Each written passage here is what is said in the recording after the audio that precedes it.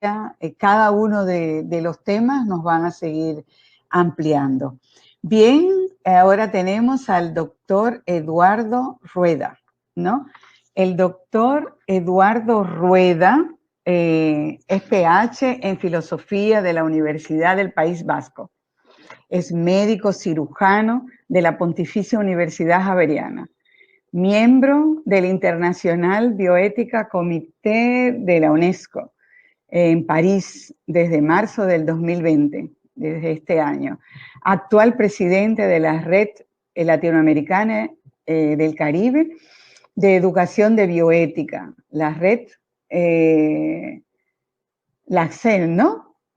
Miembro fundador y actual director ejecutivo de la Red de Formación de Ética y Ciudadana de la Red Bioética, ¿no? Miembro fundador de la Red Internacional de Bioderecho, miembro del Consejo Directivo de la Red Latinoamericana y del Caribe de Bioética de la UNESCO. Es coordinador del Grupo de Trabajo de Filosofía Política del Consejo Latinoamericano de Ciencias Sociales, CLACSON, del 2013 al 2019. Exdirector y profesor titular del Instituto de Bioética de la Universidad Javeriana, del 2013 al 2019. Investigador senior de me imagino Colombia, ¿no? Ciencia. Coordinador del Observatorio de Derecho de la Naturaleza, el Nodo de Colombia. Investigador residente en el Instituto de Estudios Avanzados en Humanidades de la Universidad de Duisburg, en Alemania. Investigador visitante de la Universidad de Oslo. Desde 2015 recibió de Claxon el premio de investigación Guillermo Joyo Velázquez por su trabajo, titulado Cultura Política para forjar la paz en Colombia. En el 2011, premio de investigación de bioética de la Fundación Víctor Lucas de Barcelona por su trabajo sobre genética y sociedad.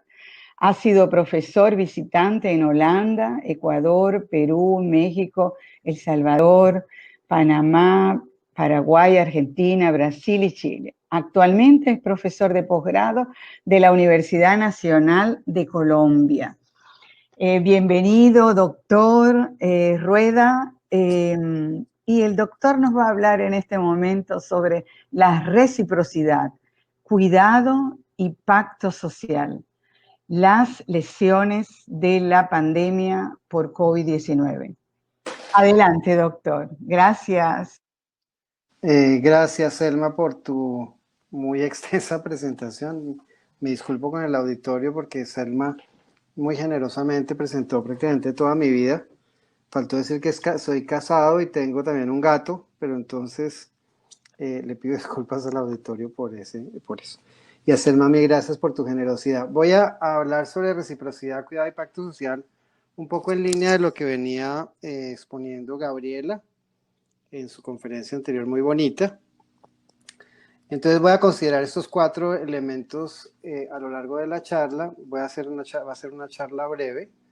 El primer elemento que quiero considerar son las consecuencias que ha traído para las sociedades latinoamericanas la pandemia, o que ha exacerbado la pandemia, y a lo cual ya Gabriela de hecho se refirió. En segundo lugar, quisiera un poco frente a los desafíos sociales que quedan planteados y a grandes trazos, quisiera en el segundo momento de mi charla revisar cómo se ha constituido el pacto social a partir de digamos, distintas conceptualizaciones de la reciprocidad. Y voy a tratar de defender en el tercer punto que hoy en día es necesario pensar el pacto social, es decir, el contrato social, las reglas de convivencia ciudadana, a partir de esta idea fundamental de cuidado recíproco que defenderé incluye formas, digamos, más reconocibles para nosotros de regular, normar la existencia en común. Y finalmente, en el último paso voy a tratar de mostrar de manera, por supuesto, muy panorámica los rasgos principales de lo que a mi juicio debería constituir ese pacto, ese nuevo pacto social que la situación de la pandemia hace urgente hoy más que nunca. Bien, entonces recordemos esto que ya un poco Gaby lo dijo. Las consecuencias de Gaby es mi colega Gabriela Cibaja. Gaby para los amigos. La pandemia efectivamente profundiza como decía Gaby, la ya enorme y conocida vulnerabilidad de amplios sectores ciudadanos. Es decir, exacerba los problemas de ingreso. Muchas familias se quedan sin renta de ningún tipo. Y eso, por supuesto, se paga fundamentalmente con inseguridad alimentaria, con inseguridad en provisión de servicios básicos. Y se paga además con una sobreexposición al riesgo de contraer COVID en la calle, porque la gente tiene que hacer lo posible por tratar de conseguir, como todos hemos visto, ese ingreso que perdió. Y de esa manera entonces también se aumenta, como hemos visto en todos los países, y ya conocemos bastante bien estas estadísticas, la incidencia de COVID en las poblaciones pobres y también claramente la incidencia de personas fallecidas. Es decir, cuando uno compara los sectores de más altos ingresos, el mismo número de afectados, o sea, 100 afectados de los sectores altos de ingresos con respecto a 100 afectados de los sectores que se quedaron sin ingresos, uno encuentra que las tasas de mortalidad del COVID prácticamente las ponen solamente los sectores de bajos ingresos. Y eso es obvio porque, por supuesto, los sectores de bajos ingresos, como les decía, pagan su déficit de renta con inseguridad alimentaria y eso afecta naturalmente la competencia inmunológica y las condiciones de vida porque tienen que hacinarse y vivir en situaciones de carencia de saneamiento básico adecuado que por supuesto constituyen ellos mismos factores de riesgo para el COVID. Ahora, está claro, digamos, que estas poblaciones además tienen muy bajas coberturas en salud, es decir, no obstante, efectivamente tengan formalmente coberturas en salud, como en algunos países en efecto se afirma por parte de las autoridades gubernamentales, es un hecho que existe una numerosa cantidad de barreras que hacen muy difícil el acceso a los sectores de bajos ingresos, sobre todo a servicios de alta calidad y a servicios naturalmente de cuidado crítico, que en este caso son cruciales. Pero no es solamente esto, que también, digamos que es algo muy importante. Aquí tendríamos que mencionar también los temas que Gaby tocaba, los temas, digamos, de afectación educativa. Ustedes han visto que una cantidad enorme de estudiantes universitarios, de estudiantes de educación media, de estudiantes de primaria, están dejando de escolarizarse y hay además la brecha digital ha profundizado la desigualdad educativa enormemente. Hoy en día se calcula que para la región el 40% de los jóvenes están desasistiendo a actividades de escolarización o de educación o sencillamente las atienden de manera precaria porque no cuentan con los recursos para ello. Bueno, digamos, ese es el tema de vulnerabilidad que es bastante conocido y tiene muchas facetas. Pero además, digamos, la pandemia ha puesto en evidencia la precarización laboral de los profesionales de la salud. En varios de los países de la región es evidente que los profesionales de la salud, los médicos, las enfermeras, los auxiliares de enfermería, los terapeutas ocupacionales, la gente que trabaja en terapia respiratoria, etcétera. O sea, la gente que se dedica, digamos, al área asistencial, están bajo situaciones de precarización salarial, de abandono salarial, de acoso laboral, de sobrecarga laboral, de persecución sindical o gremial si se organizan. Y esa situación, digamos, que pudiéramos describir bajo ese término de precarización laboral, es bastante extendida y ha suscitado, como todos sabemos, pues algún tipo de reacción pública por parte de los profesionales de la salud que, sin embargo, son débiles, pues, en razón, pues, de la urgencia con la cual ellos demandan algún tipo de trabajo, por un lado, y por otro, a la debilidad que tienen para organizarse y poder protestar con eficacia frente a las entidades gubernamentales. Por supuesto, hay movimientos muy bien organizados también en algunas partes de la región. Y también la pandemia, sí. Escucha, Sí, te voy a apagarle un rato el video y le voy a dejar solamente el audio porque hay personas que no se le está escuchando bien y me parece que es un problema de conexión de su parte, pero se escucha bien el audio. O sea que le voy a quitar el video o puede apagar su video o continuar con la presentación y yo estoy atento. ¿Está bien? Apago mi video, perfecto, muy bien. Ok, perfecto, muy bien. Entonces, Se escucha. sí, les decía, eh, la pandemia también ha hecho evidente y ha profundizado a su vez las desigualdades que ya de hecho son crónicas, las desigualdades de género que son crónicas en la región. De hecho, ayer, no sé si vieron, probablemente pudieron conocer en estos días los resultados de los estudios de la CEPAL sobre impacto económico en América Latina y muestra cómo las personas que más se han afectado en el empleo son mujeres, por ejemplo. Y evidentemente las que están llevando la carga del cuidado de la familia, del cuidado alimentario, del cuidado de los ancianos, de las personas de la tercera edad, de las personas en situación de dependencia, son las mujeres.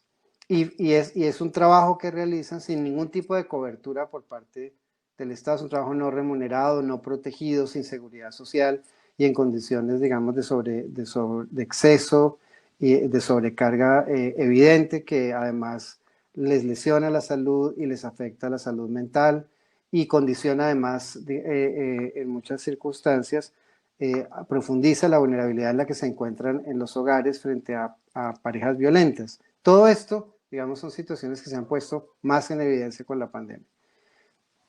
Y finalmente este tema de las minorías, hemos visto de las minorías étnicas, dice ahí, étnicas, las comunidades indígenas, las comunidades campesinas, las minorías sexuales, en fin, hay una serie de grupos que claramente están viviendo una hora muy difícil, sobre todo cuando además se cruzan varias formas de vulnerabilidad, es decir, o de afectación social, cuando tenemos que las minorías, los indígenas son además pobres, que son los más pobres de América Latina de hecho, o cuando las minorías sexuales además son minorías que no han sido escolarizadas o que tienen, digamos, están ubicadas en barrios, en lugares urbanos altamente violentos. Todas estas situaciones que se cruzan hacen más difícil la vida para estas personas bajo la situación de la pandemia. Bueno, y entonces esto y otras cosas más, pero digamos, estos son algunos de los elementos que uno podría reconocer en relación con los efectos sociales de la pandemia. Estos elementos reclaman un tipo de pacto ciudadano que responda a esas problemáticas. Entonces quisiera en esta segunda parte hacer un repaso pequeño sobre cómo se ha pensado el pacto social en la tradición, en las tradiciones filosófico-políticas, digamos, más conocidas, sin que esto, por supuesto, sea de ninguna manera una exposición siquiera, digamos, mínimamente rigurosa, pero sí quiere ser un poquito, digamos, panorámica, quiere ofrecer un esquema general a partir del cual entender cómo se ha pensado la figura del pacto social. Una primera forma de pensar el pacto social es hagámonos pasito, como decimos en Colombia, es decir, hagamos un pacto social o constituyamos unas reglas de convivencia gracias a las cuales nos aseguremos entre los ciudadanos el menor grado de interferencia de unos hacia otros, para que de tal manera sea posible que efectivamente los ciudadanos puedan tener vidas autónomas y hacer con sus vidas lo que libremente elijan hacer.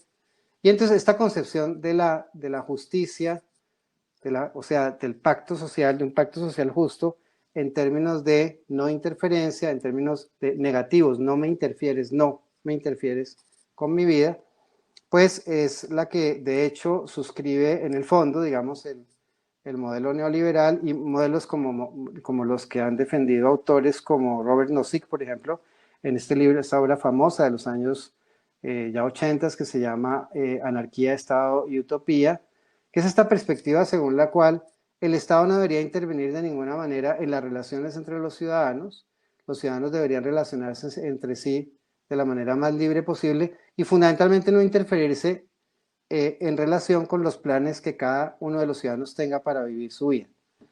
Ese tipo, digamos, de concepción de la relación, del pacto social, pues que tiene su manifestación política más evidente para nosotros en el neoliberalismo, causa que efectivamente se deshagan los lazos de solidaridad pública y se vaya reduciendo entonces la capacidad de generar respuestas para una comunidad política agregada que tiene necesidades diversas. No tiene únicamente la necesidad de que no le interfieran los ciudadanos entre sí, de que no se interfieran sus planes de vida, sino que los ciudadanos tienen necesidades de renta, necesidades de trabajo, necesidades de alimentación, necesidades de salud, necesidades educativas, en fin.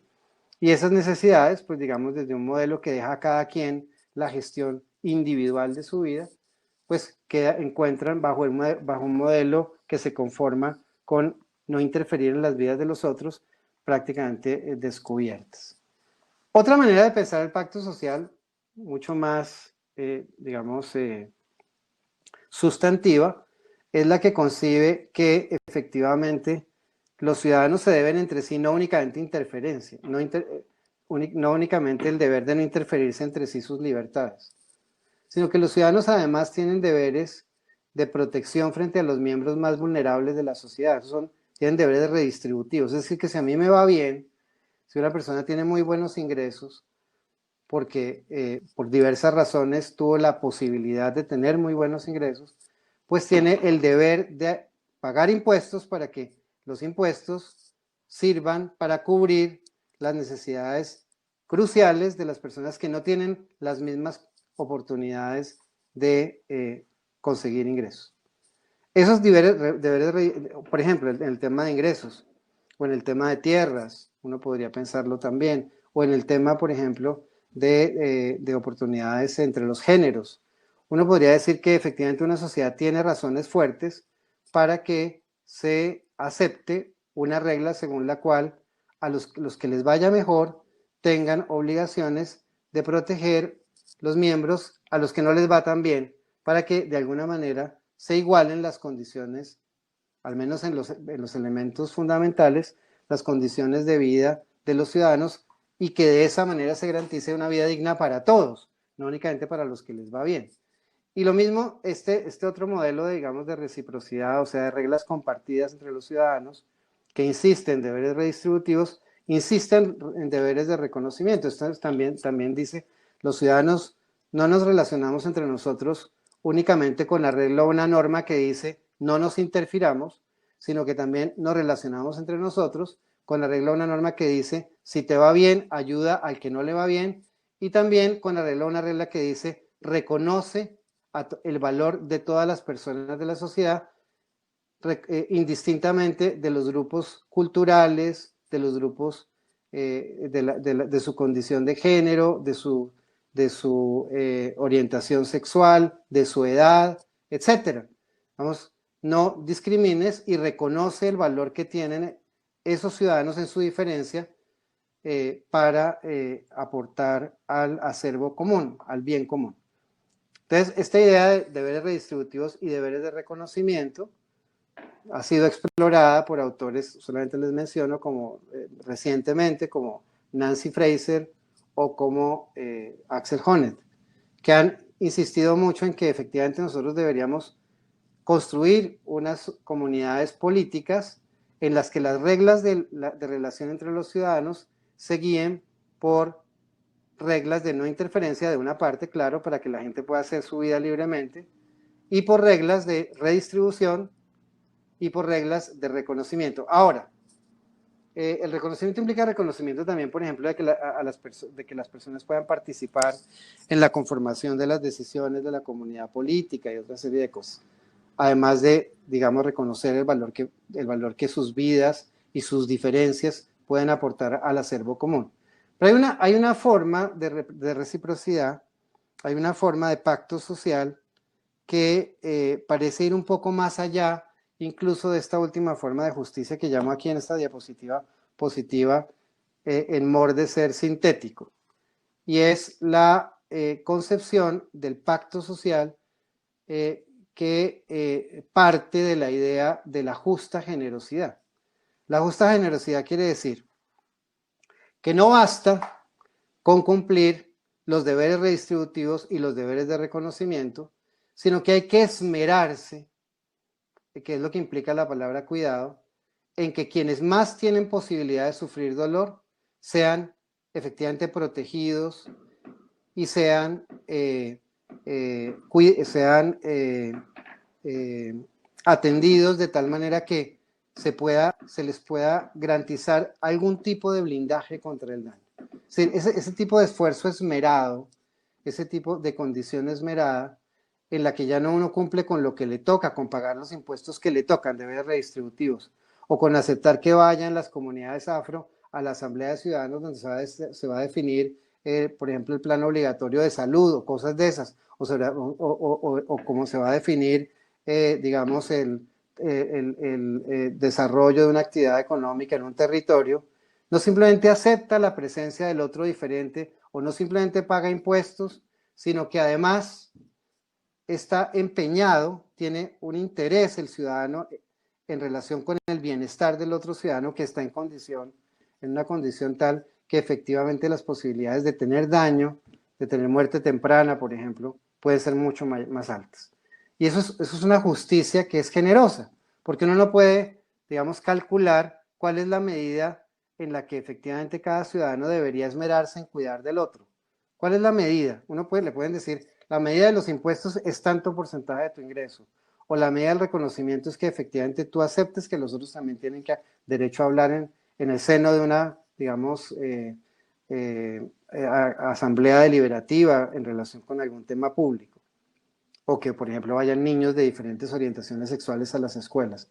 Que aceptes esos deberes no significa que tengas que cuidar de los otros, es decir, que tengas la convicción y la sensibilidad para cuidar de esos otros que te toca admitir como diferentes y con quienes te toca compartir tu buena suerte de renta.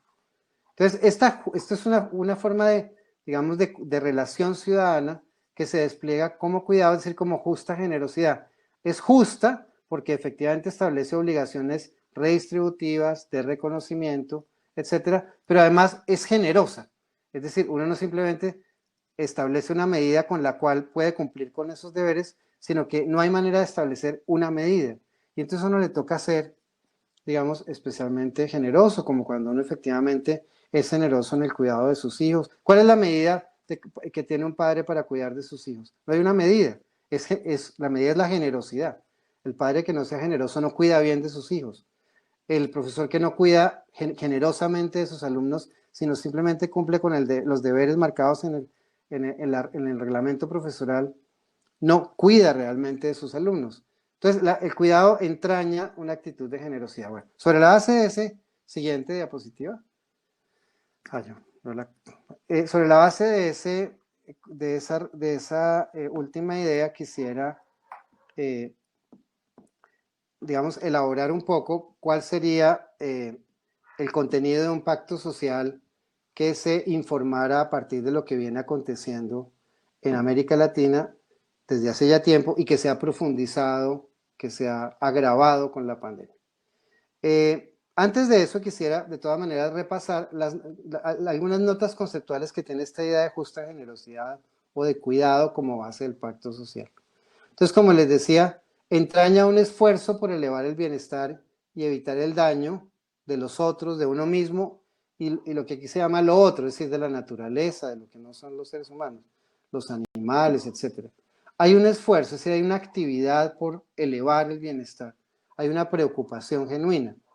Se despliega el cuidado a individuos particulares, como cuando una madre atiende a sus hijos, o una cuidadora atiende a su abuelo, o como cuando un maestro atiende a sus estudiantes en una situación en la que requieren de su atención, o como cuando un médico despliega, o una enfermera cuidado sobre un paciente que se encuentra en situación de temor y de sufrimiento. Pero también se despliega el cuidado hacia la comunidad, generalmente la comunidad próxima, en el cuidado de por ejemplo, de los árboles que son los árboles de la comunidad, en el cuidado de los animales, de los niños de la comunidad, indistintamente que no sean los hijos de uno, en el cuidado de los bienes comunes de la comunidad, del agua que pasa por el territorio, de la cubierta vegetal de la cual la gente que vive en el territorio obtiene el aire que respira, de los animales, etc. Hay digamos que cuida también las bases de consenso público de la comunidad, es decir, los espacios compartidos, los salones donde hacen cultura, donde se reúne la comunidad para deliberar, etcétera, la escuela, el hospital, el centro de salud.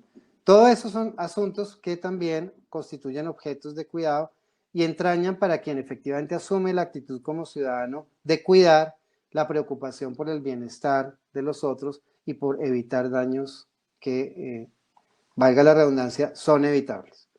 Ahora, el cuidado también, como les explicaba antes, incluye las formas de justicia negativa. El verdadero cuidado no admite la interferencia. Digamos, el verdadero cuidado es respetuoso de la voluntad del otro, de la voluntad de los otros. No se impone. Un cuidado auténtico es más un acompañamiento libremente consentido que quien ofrece el cuidado hace solidaria y generosamente. Y también es compatible con formas de justicia positiva. Efectivamente, quien cuida entiende que tiene el deber de colaborar con las causas sociales, de no evadir los impuestos, por ejemplo, ¿no? Como mínimo, de preocuparse porque efectivamente las personas más vulnerables de la sociedad sean escuchadas en relación con sus necesidades, etcétera, porque esas personas tengan la posibilidad o la oportunidad de cultivar sus propias formas de vida y sus propias culturas. Esas son, digamos, formas de reconocimiento y de redistribución que también se asumen en el cuidado. Pero no se contenta con cumplir con esas reglas, digamos, establecidas como tales, sino que además hace más de lo que la regla le pide. Digamos que en ese sentido no es minimalista, no corresponde, una ética del cuidado no se podría entender como una ética estrictamente hablando de mínimos, es una ética tampoco de máximos, pero es una ética, digamos, que que procura hacer algo más que lo mínimo. Ahora bien, esto es muy importante. El cuidado acopla estos dos conceptos que han estado desconectados, digamos, en gran parte de la filosofía, digamos, de las formas de pensar el pacto social en la teoría política contemporánea. Digamos, hay autores que han hecho esfuerzos por resolver, digamos, esta tensión. Por un lado, digamos, los ciudadanos quieren hacer con su vida lo que ellos consideran que es bueno con su vida, para su vida, y eso no necesariamente casa con lo que sea bueno para toda la comunidad, ¿no? Y no es fácil, entonces, conciliar los proyectos de calidad de vida individual con los proyectos de calidad de vida para todos. El cuidado es el puente un poco que une ambas cosas, es decir, cuando un ciudadano tiene una subjetividad construida para el cuidado, entiende que la vida buena para sí no puede significar el daño en el bienestar o la negligencia que implique daños potenciales para la vida buena de los otros. Y en ese sentido, digamos que hay una relación dialéctica entre la vida buena para mí, que no sería posible si también los otros no tienen una vida buena, porque yo sufriría si siento que esas personas sufren. Y lo mismo, esas personas entonces que se beneficiarían por el hecho de ser cuidados y hacer parte de la comunidad de cuidado, harían que mi vida fuera una vida que me causara contento, bienestar y que además fuera valiosa por cuanto sirve efectivamente al bienestar de esos otros. Entonces, con estas notas quisiera que no puedo explicar, de las que solamente puedo explicar efectivamente algunos de estos elementos muy básicos, quisiera insistir entonces en lo que podría o debería ser un pacto social en clave de cuidado para América Latina en el escenario actual, que es un poco intrapandemia, y en el que siga la pandemia. Frente a la pandemia se irá. Bien. Estos son los elementos que quisiera entonces compartir. El primero es el de que un pacto social en clave de cuidado tendría que asegurar una renta básica universal. Esto se ha venido discutiendo en muchos países de América Latina. Ahora ustedes vieron el voto que recibió mayoritario de la ciudadanía chilena, la propuesta de generar una nueva constitución, de constituir la comunidad política a partir de reglas distintas. Ven que en muchos de los movimientos involucrados en este gran cambio de época para Chile, efectivamente hay un replanteamiento del tema de renta básica. En Colombia también se ha dado el planteamiento, en el Ecuador he visto que el planteamiento también se ha hecho en El Salvador, en México. Es decir, hay una insistencia en que efectivamente las personas puedan contar indistintamente de si pueden o quieren trabajar o no, con una renta básica universal que podría ser por lo menos un salario mínimo. Hay un trabajo de Van Parijs que les recomiendo leer, en el que se pasa revista a los distintos argumentos que podrían esgrimir quienes se oponen a esta idea, y efectivamente Van Parijs exitosamente va mostrando cómo esos argumentos en realidad no cuentan con una base sólida y cómo efectivamente la mayor parte de los países del mundo, pueden mirar por ejemplo el libro reciente de Capital e Ideología de Thomas Piketty, cómo efectivamente es posible garantizar una renta básica universal. Bien, eso sería fundamental. Uno ve en la respuesta económica de muchos de los gobiernos latinoamericanos en la pandemia que efectivamente ese no ha sido el caso, sino que básicamente han creado algunos fondos para responder al problema del déficit de empleo y de la contracción de la actividad industrial y de la actividad comercial, con dineros que le prestan entonces a los pequeños y medianos empresarios, sin que eso tenga un efecto redistributivo apreciable de ninguna manera. Hay más gente pobre cada vez más. En Colombia, por ejemplo, les cuento, se calcula, son cifras oficiales, que el 63% de la población colombiana es pobre, o sea, bajo la línea de pobreza, según digamos la medida de Naciones Unidas. Como, digamos, estas son cosas bastante graves. Y que mucha gente que había dejado de ser pobre en el Brasil o que había dejado de ser pobre en Argentina, volvió a ser pobre. O sea, vamos a mostrar la enorme vulnerabilidad que tiene la gente por no tener una renta básica que permita por lo menos seguridad alimentaria y saneamiento básico. Bien, el segundo elemento es definir como prioridad la protección de los bienes comunes. Proteger los alimentos, proteger el agua, la biodiversidad de la que depende el agua y dependen los alimentos, el aire, las selvas, los territorios, es algo fundamental porque los bienes comunes son los que sustentan la vida de las personas. Si algo ha puesto en evidencia la pandemia es la relevancia fundamental que tienen estos elementos en comparación con cualquier otro, con el centro comercial, con el carro, con las vacaciones, lo que ustedes quieran. Lo fundamental es alimentarse bien, tener agua potable, tener aire puro, no estar expuesto a las atmósferas contaminadas de todas nuestras ciudades latinoamericanas tan terriblemente contaminadas y en las que es fácil naturalmente adquirir enfermedades respiratorias como el COVID, y la biodiversidad afectada por deforestación, minería, etcétera, con todos los daños que eso implica para los bienes comunes. Entonces eso implica también renunciar, no puedo naturalmente elaborar eso en esta charla tan corta, a lo que ha sido, pues, digamos, la concepción desarrollista del progreso en América Latina, del progreso social. Una concepción basada, pues, en industrialización, contaminación, grandes proyectos mineros, extractivismo, etcétera, crecimiento para redistribución, lo cual realmente no ha ocurrido es concentración de la tierra, de la riqueza, etcétera. Bien, siguiente. Establecer una política de cuidado de cuidadoras y cuidadores. Sobre este punto ya insistió en su charla Gabriela. Ya les explicaba cómo efectivamente la inequidad en la que se encuentran las mujeres y los cuidadores en general justificaría una política nacional de cuidado. Uruguay, por ejemplo, cuenta con una política de cuidado fabulosa. Ya no existe más eso de las madres cabeza de hogar en situación de no remuneración o de remuneración ridícula que no les permite ningún tipo de protección social real. Y es una política que no se arma solamente a través de transferencias monetarias, o sea, a través de renta, sino a través de una provisión de una infraestructura, digamos, sanitaria, de cuidado educativo, de acompañamiento psicológico, etcétera. Una serie de cosas que en realidad la mayor parte de América Latina carece. El tema de reforzar la atención a la familia. Yo creo que todos hemos visto la precariedad en la que se encuentran tantas familias en la región, no solo desde el punto de vista económico, sino de sus relaciones humanas, ¿no? Hemos visto cómo han aumentado los casos de feminicidio, de violencia intrafamiliar, los problemas psicológicos de los niños asociados a malos tratos de por parte de sus padres, la imposibilidad de generar reglas de convivencia saludables para los propios niños. En fin, eso es bastante, digamos, evidente con la pandemia.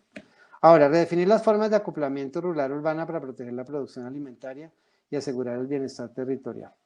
Esto tiene que ver con proteger a los campesinos, con proteger los territorios que son productivos para la alimentación, protegerlos de otro tipo de usos que son inadecuados.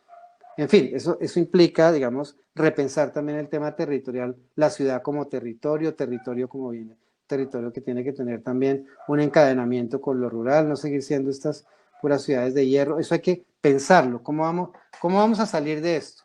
¿Cómo vamos a hacer que Bogotá, Santiago, Buenos Aires, Santo Domingo sean ciudades donde pueda vivir la gente sin tener que morirse por las cantidades de monóxido de carbono que respira, etcétera? ¿No? ¿Cómo vamos a hacer eso? Eso implica crear parques, hacer corredores verdes, aumentar la presencia de animales en la ciudad, bueno, una serie de cosas enormes, cambiar la movilidad. Bien, restablecer el carácter público de los sistemas de salud y refundarlos sobre el buen vivir. Ya Gaby habló bastante de eso, no quisiera extenderme. Lo ideal del buen vivir es que hay que pensar la salud, es para que la gente no se enferme, no para que solamente tengamos respuestas para cuando se enferma. Hay que aumentar enormemente la capacidad instalada para hacer prevención, los conocimientos disponibles para movilizarlos en la esfera pública de tal manera que contribuyan a cultivar vidas saludables en el largo plazo. Y eso no es simplemente dejar de fumar o hacer ejercicio, eso implica muchas más cosas que, por ejemplo, incluyen la alimentación, el uso de los colores. Hay muchos saberes sobre estas cosas que, infortunadamente, los médicos desconocemos. Fortalecer la educación pública problematizadora e intercultural que movilice los recursos de cuidado recíproco. Gaby ya explicó sobre esto abundantemente. Y termino con esto, restablecer el lugar de la cultura como recurso fundamental del buen vivir juntos. La cultura no es entretenimiento únicamente, o es business, ¿no? Ir a espectáculos, a conciertos, etcétera, oír reggaetón, el último grito del reggaetón, sino que se trata fundamentalmente de permitir y de que la sociedad se comprometa con que los creadores y los que guardan la memoria de la cultura, de las culturas en nuestros pueblos latinoamericanos, puedan compartir sus experiencias históricas, sus mejores cosechas con nosotros y nosotros con ellos. Bien, muchas gracias. Gracias, doctor. Bien, hay muchas preguntas, pero se nos ha agotado el tiempo. Realmente, y varias de las preguntas hacen referencia al tema de cuáles son esas variables que interrumpen la vivencia de la reciprocidad, entendida como cuidado del otro. Y le puedo decir que varias preguntas giran en torno a ese tema. ¿Usted cree que en un minuto pudiera realmente responderla? Estamos muy cortos de tiempo. No, pero diría simplemente lo siguiente, Selma, para de todas maneras no dejar sin decir nada. Digamos, hay que profundizar en cómo se constituyen las subjetividades de los ciudadanos. ¿Qué es subjetividad ciudadana? Subjetividad es la experiencia personal que los ciudadanos tienen sobre lo que vale la pena hacer con sus vidas, ¿no? ¿Qué hay que hacer con mi vida? ¿Qué hay que buscar? ¿Qué hay que procurar? ¿Cuáles son los ideales de vida que jalan mi corazón, que hacen que vibre mi vida, tanto en el nivel, digamos, de mi vida personal como en el nivel de la comunidad que comparte con los demás ciudadanos? Entonces, lo fundamental es pensar cómo efectivamente podemos, a través de una educación pensada como acto cultural, como acto de la sociedad toda, y no únicamente lo que se hace en la escuela, aunque también podemos contribuir a constituir subjetividades distintas en las que el dolor del otro sea relevante, no solamente que a mí me vaya bien. Toda la educación está armada para que los niños aprendan que lo fundamental es que a ellos, a cada uno de ellos les vaya bien, sin importar si al otro no le va bien. Incluso toda nuestra estructura, digamos, de desarrollo académico, científico, económico, está armada para competir, no para cooperar, no para preocuparse por el otro, sino para finalmente sentir las glorias de la derrota del otro. Y mientras tengamos esa estructura, digamos, de conformación de las subjetividades, seguiremos cometiendo muchos errores, porque al final esa indiferencia, ese desprecio frente a los que sufren, en algún momento de la vida significa para nosotros una carga que se manifiesta en inseguridad, una carga que se manifiesta en contaminación, en enfermedad, en la presencia en la desestructuración de los bienes comunes que nosotros también disfrutamos, los parques, el transporte público, la cultura pública, etc. Entonces, eso al final se nos devuelve como boomerang y ya no podríamos pensar en el mundo actual que estamos protegidos unos y los otros no. Al final todos estamos, como dice Ulrich Beck, colocados bajo la misma bóveda de amenaza. Entonces deberíamos pensar la cosa de manera distinta. Lamentamos muchísimo de que realmente el tiempo no nos permite continuar realmente con otras preguntas más. Así es que de nuevo, muchas gracias a ustedes. Muchísimas gracias y gracias por todas las propuestas que realmente y sugerencias nos deja tarea, ¿no? Gracias. Muy bien. Hasta luego. Vamos a ti, Selma, gracias.